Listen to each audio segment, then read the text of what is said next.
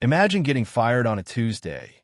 No warning, no dramatic music, just a calendar invite at 10 o'clock.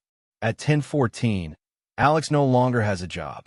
His boss says, "We're restructuring," which is corporate language for "good luck with rent." Alex walks outside, checks his bank account, and then something strange happens. Nothing. No panic, no cold sweat, no emergency call to his parents. Because Alex could stop earning money today and still pay for an entire year of basic life. 12 months, rent, food, bills, transport all covered. That sounds like a money story. But the strange part happened before Alex ever got fired. Because once he knew he could survive without a paycheck, he stopped behaving like someone who desperately needed one. A year and a half earlier, Alex was very different. His salary arrived on Friday, rent left on Friday, groceries followed, then subscriptions, then one innocent little purchase called, "I've had a hard week." By Tuesday, his bank account looked like a phone battery at 3%.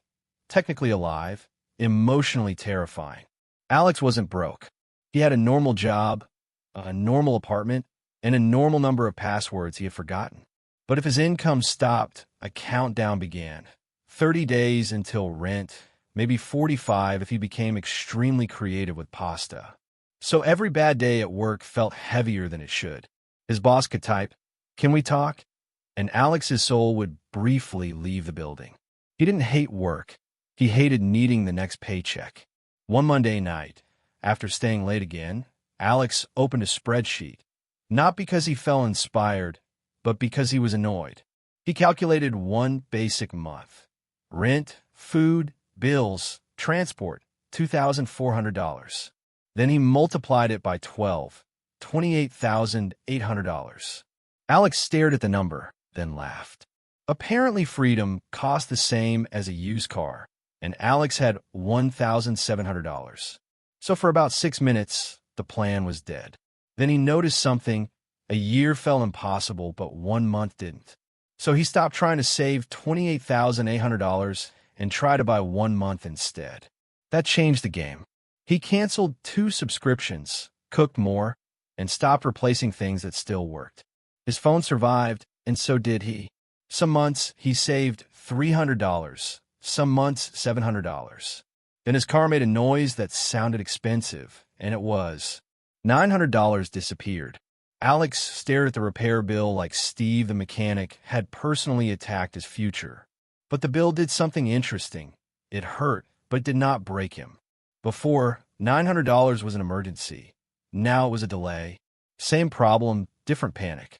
A few months later, Alex had several months of expenses saved. His boss asked him to stay late. Old Alex would have said yes before hearing the question. This time he looked at the clock. "I can't tonight."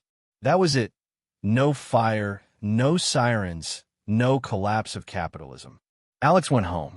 The money was starting to do something, but it wasn't buying things. It was creating distance between a problem and panic. When you only have $200, every problem stands 2 inches from your face. Rent, dentist, car repair, a broken laptop. Your brain has no room to think about next year. It's too busy protecting next Tuesday. There's a name for part of this. Scarcity narrows attention. But Alex didn't need the term. He could feel it.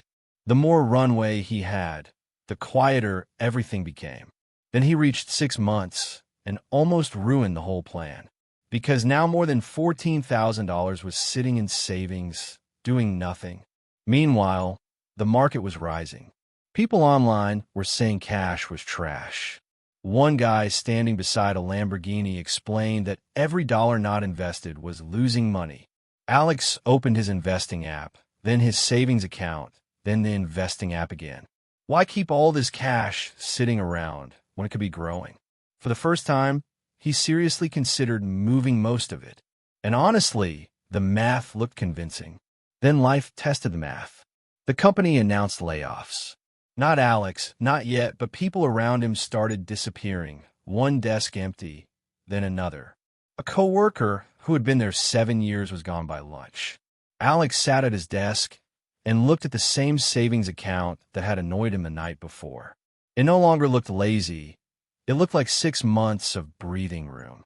That was the moment the fun stopped being money and became time. 6 months where rent was already handled. 6 months where Alex could search carefully. 6 months where one bad manager could become somebody else's problem. So he left the money alone and kept going. At 9 months, Alex got offered a promotion. More money, more responsibility, more meetings where people say circle back instead of answering the question. Old Alex would have taken it instantly, as more money meant safety.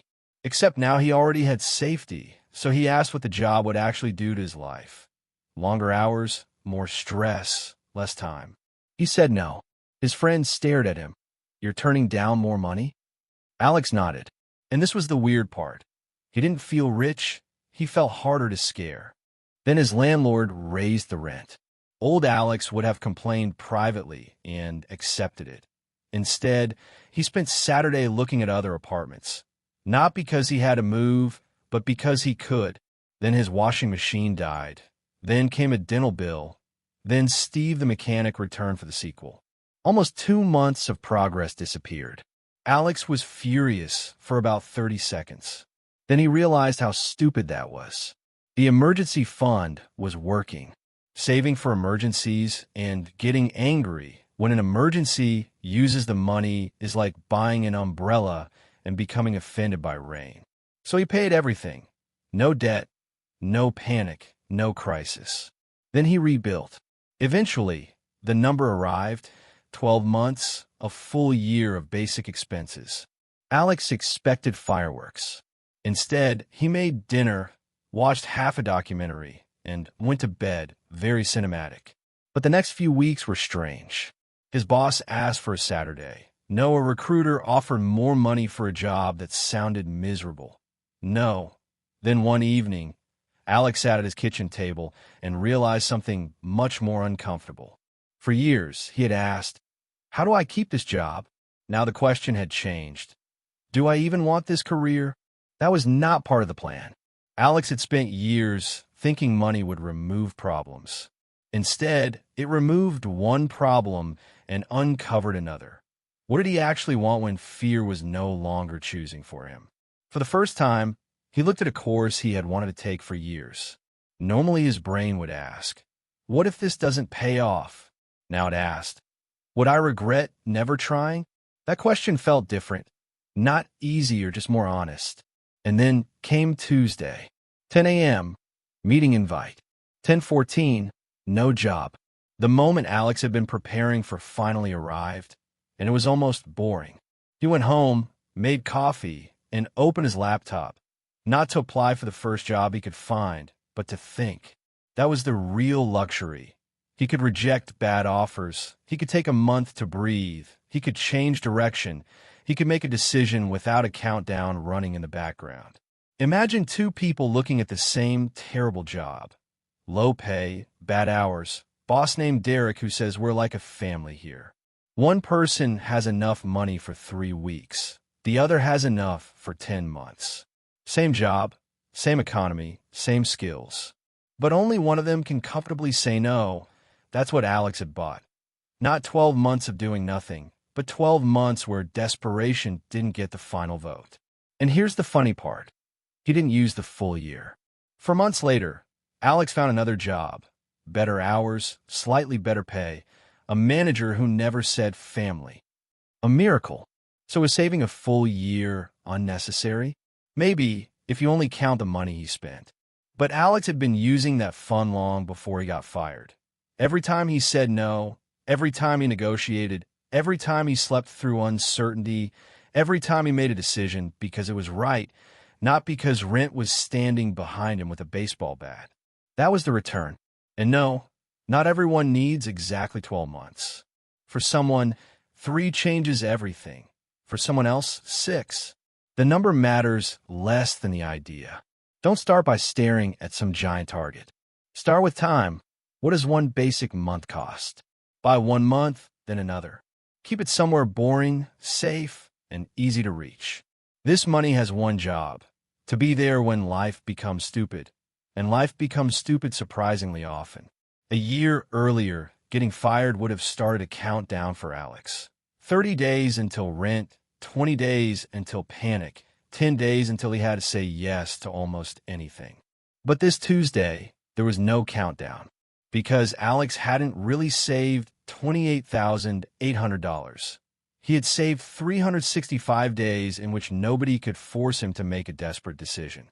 Maybe that's where financial freedom actually begins. Not when you never have to work again, but the first time you realize you don't have to choose from fear.